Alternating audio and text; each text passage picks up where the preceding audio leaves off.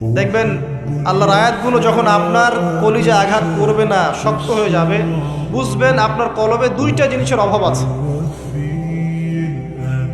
একটা হচ্ছে আপনার কলব নিয়মিত পরকালকে স্মরণ করে না, নিয়মিত আপনার কলব মউতকে স্মরণ করে না।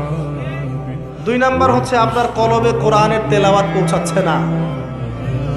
এই দুটোই কারণ নবী সাল্লাল্লাহু আলাইহি ওয়াসাল্লাম বলেছেন, পাপ করলে কলবের মধ্যে কালো দাগ পড়ে।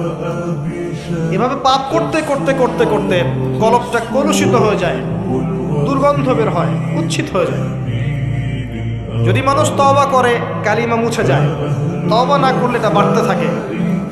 নবীজি বলছেন, আমি কি তোমাদেরকে জানিয়ে দিব কোন কাজ তোমার কলবের মরিচা দূর করবে? সাহাবীরা বললেন, অবশ্যই ইয়া রাসূলুল্লাহ। তিনি তখন এই দুইটা কাজ বলেছেন। এক নাম্বার, বেশি থেকে বেশি কোরআন তেলাওয়াত এবং মওতের স্মরণ তোমার কলবকে পরিষ্কার করে দিচ্ছে। এই দুটো কাজ আমরা করতে চাই না।